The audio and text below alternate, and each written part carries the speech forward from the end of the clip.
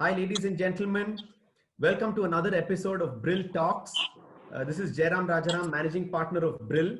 Today, I have with me a very, very dear friend, a very special guest, one of the most humble and down-to-earth people that I've known since my engineering days. So I know this guy since 1998 when we were in SRM Engineering College together, and we were in the same class in the first year. Today, he is one of the most sought after leaders in India. He is the winner of ET 40 under 40. And he is none other than Ashok Ramachandran, the president and CEO of Schindler India. Welcome, Ashok. Thank you very much for joining me today. Thank you for your very flowery introduction. Not sure if I'm worth so much, but I would like to be more known as your classmate and just a normal human being. But thank you anyways. Appreciate that. So Ashok, we are all normal human beings. So let's start from there. How many papers did you fail in engineering, man? I don't know how to start or where to start. Let me start you off. I basically plugged two papers, first year and third year math. Okay. So this video, I'm not only making for, the leadership community or, the LinkedIn fraternity, but I want a lot of parents and children and people who are aspiring to be leaders to, watch this, to say that, hey, we've had our failures. Yeah. I mean, I think my story or your story is a very common engineer story. I think mostly in India for sure, maybe even other countries. But so I failed at least 6 papers, if I can recall, over the 4 years. And I did not come from that kind of a background as well, where I'm used to failing a lot. And so it was quite bizarre, when I failed. So I failed 6 papers and I was very ashamed of it at that time. Today, I'm proud of it. Yeah. That's a different reason, but I can understand perfectly. And you're right. I think parents and students watching this should absolutely get this inspiration that here are 2 people sitting and talking. Both have failed, and one is running a company and one is a CEO, for my MNC. So it's possible. Exactly. See, when I tell children this, they warm up to me. But the parents are scared when I say, hey, I failed. And they say, oh, you come from a privileged background. So, we're not like that. Why I want to talk to you is because you didn't come from a privileged background, Ashok. Correct. Okay. And, that's why I have so much respect for you, because you've beaten all odds. Both our parents have been supportive right through. My parents never had a problem with me failing, because they would allow me to do whatever I wanted, because they knew that, at least my core values were intact. Correct. I think it's very similar with you. Can you just talk about that aspect, your background, your upbringing, and, how your parents handled this, and, why that made all the difference? I'm a very typical South Indian Brahmin family, from Chennai, middle class. I still have memories of living in the LIG apartments in KK Nagar. Lovely. In Chennai, where we used to, it's a 1-bedroom apartment, and small little toilet, small little kitchen.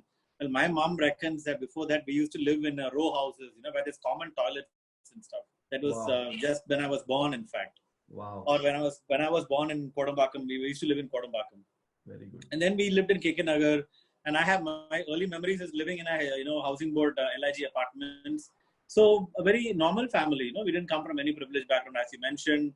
There's no backing from anyone as well. My dad was a self-made man as well. One thing they did well was to put me in the best school in Chennai, which was Padma Seshadri. So I'm a very proud alumni of Padma Seshadri School. Awesome. And they made sure that we got the best education, both my sister and myself.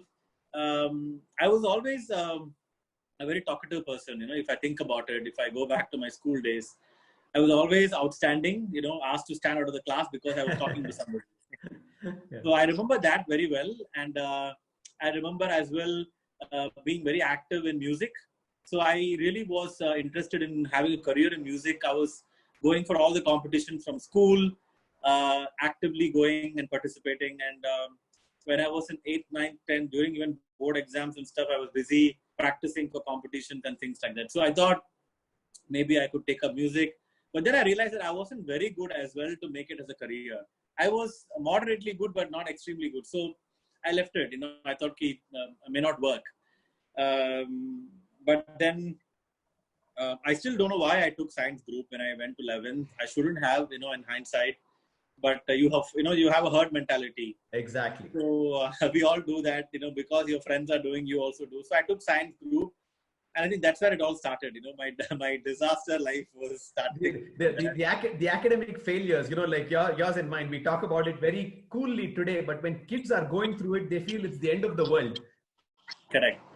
And parents also make it like that, no? Yeah, that's a problem. True. But I never had my parents. I remember my mom worrying to herself, never coming to me. My dad was never worried. He always used to say, "I know you will come up well." I have no idea why he used to say that. And today he's looking at me saying, "See, I told you always. Amazing. I knew you would do well." My father, Ashok, let me just cut in over here. My father still has my Madras University SRM Engineering College marks card. Okay. He told me, I'm going to show this to your kids. So they've never ever worried about the marks that I got. So I don't know how they did that. It's amazing. So I do that with my kids today. Because academic brilliance has nothing to do with success in life. I'm not saying a kid should slack off, but as long as you put in your best effort, and if it doesn't work, it doesn't matter. See, what will work is academic success plus social skills and life skills, I call them, Correct. Life skills. Like I'm telling you honestly, I can't remember where we taught Excel and PowerPoint in school or in college. No. Were we taught sales and personal finance in school? Exactly. No. We were not taught. And that is what we're doing now. That's, all the Excel presentations, PowerPoint presentations. So I think somewhere schools have to look at that as well. And parents have to educate kids.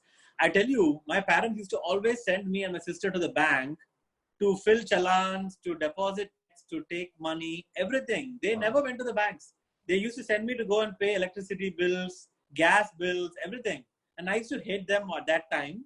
Today, I'm really thankful to them. So that was your real education. Correct. That is all life skills, by the way. So I think I encourage parents to do this.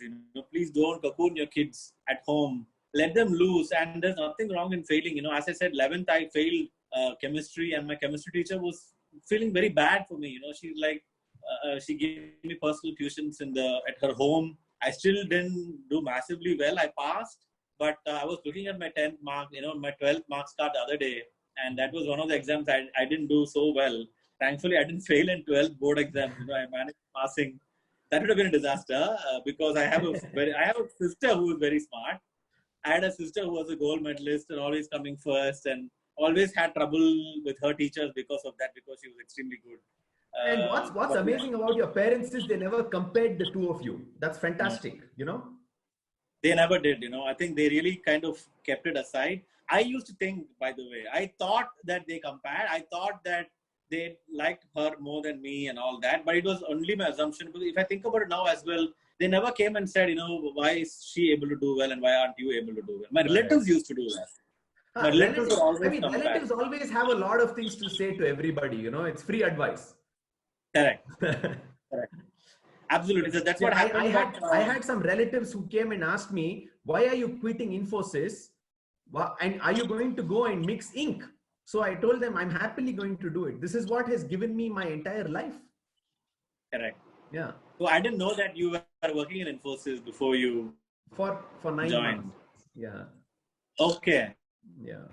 I mean, it makes sense, because now look at the kind of things you're doing, right? Build spaces, BrilTalks, and who knows what else. Something or the other, during this lockdown, if we can share some content which adds value to people, it's fantastic. And I'm glad that I can speak to people like you. So Ashok, what was the turning point in your life? There should be some instance or incident or occurrence that was the turning point in your life. What was that? Because academics wasn't your forte in engineering. Then you went to Australia, right? Correct.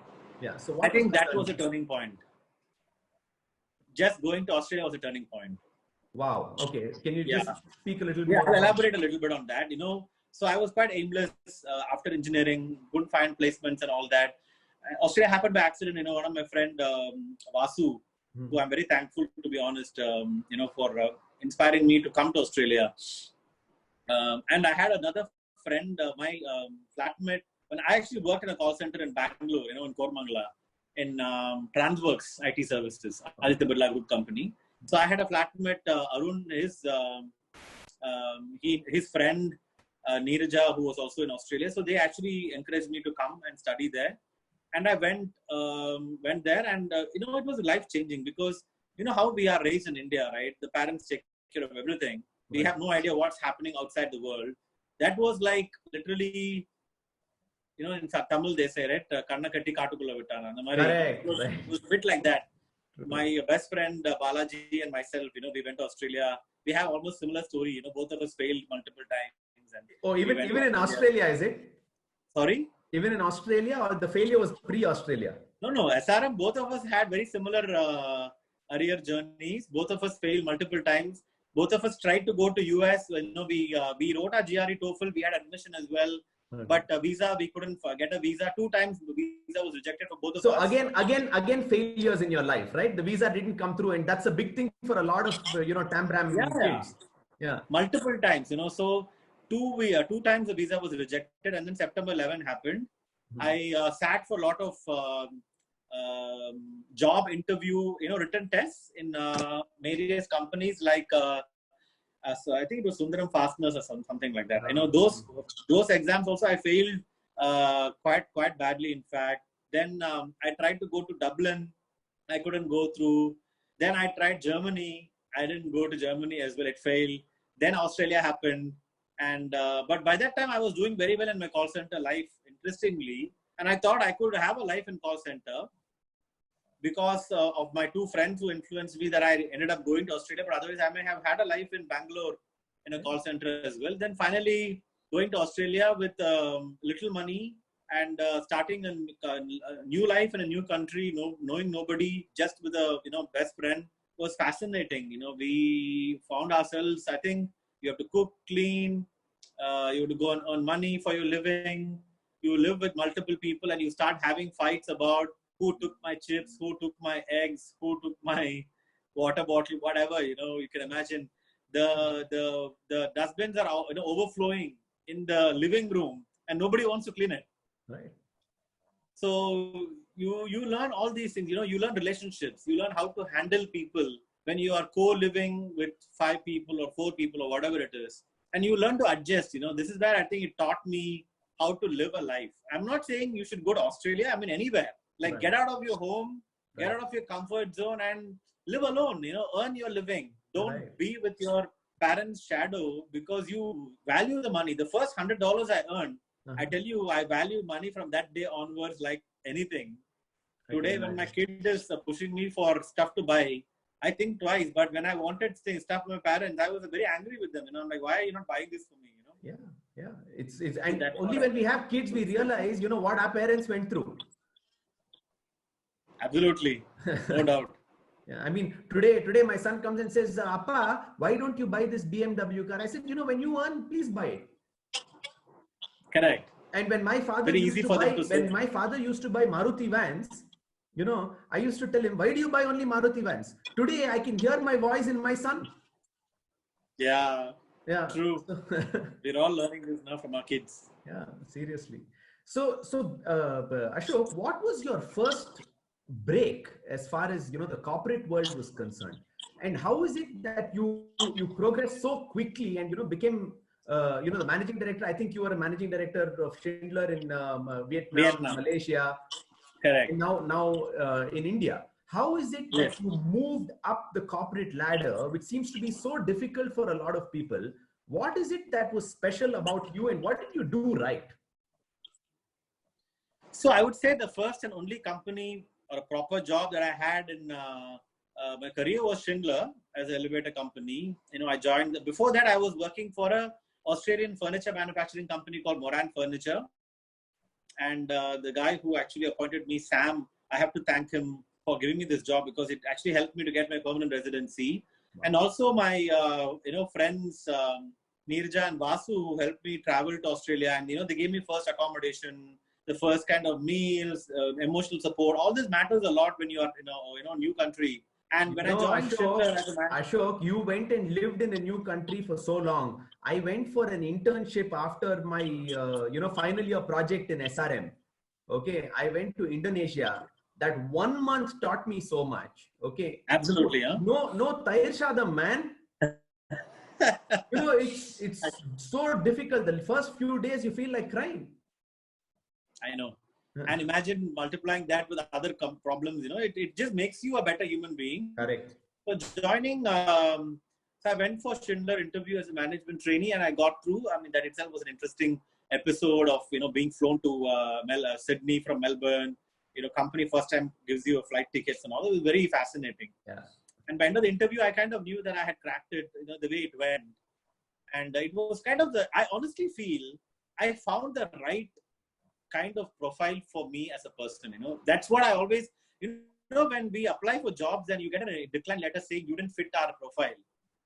I never used to understand that till it happened to me, Now I get it. I always tell candidates during interviews now, don't try to fit yourself in this job. Correct. Figure out. So sometimes, more often than not, the failures seem to be a blessing in disguise, right? When we go with the flow. Yeah, true. And that's how I got my first break in Schindler. And I think being in Schindler at the right time, at the right place, and reporting to the right person. So I was blessed with amazing leaders who were the first managing director in Schindler Australia, Fernando Xavier. I worked with him directly. And he was somebody who gave opportunity for a lot of young people with big responsibilities. I had the lucky fortune of reporting to him for a brief period of time when my boss resigned. And that made him see me and gave me an opportunity to prove myself. So it worked both ways, right? We all get these opportunities, and how many of us make use of it?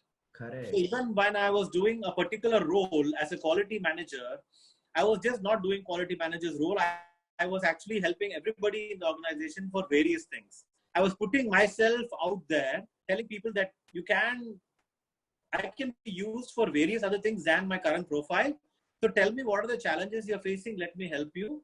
Ashok, the point you made there is one of the most important leadership points, which I keep telling my teams.